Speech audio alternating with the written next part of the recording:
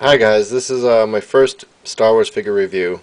I decided to start doing Star Wars figures reviews because I look at a lot of the reviews on YouTube to inform my buying decisions, and I noticed a lot of them. There's like a few key points that I'm looking for when I buy something that like usually aren't addressed. And this is a review of the figure Rabé from the Phantom Menace. This is the Queen's handmaiden that sometimes a decoy.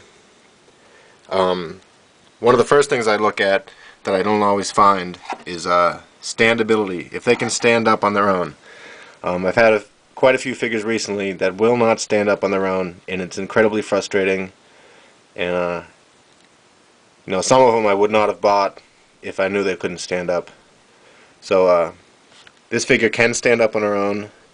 So right there, that's a great plus. Um, She's obviously not available anymore, so if you're thinking about buying her, you're going to have to go on eBay.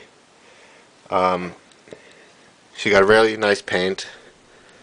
Uh, it's almost like a flame job, very yellow at the bottom, and then there's like silvered color on the top.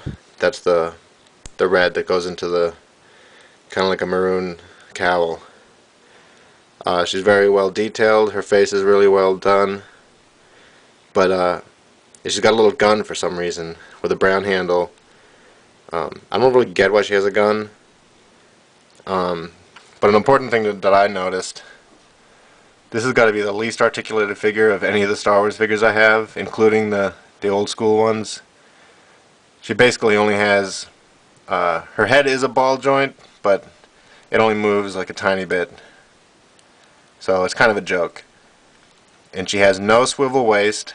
She has no articulation in the legs. It's just like the dress goes right to the ground.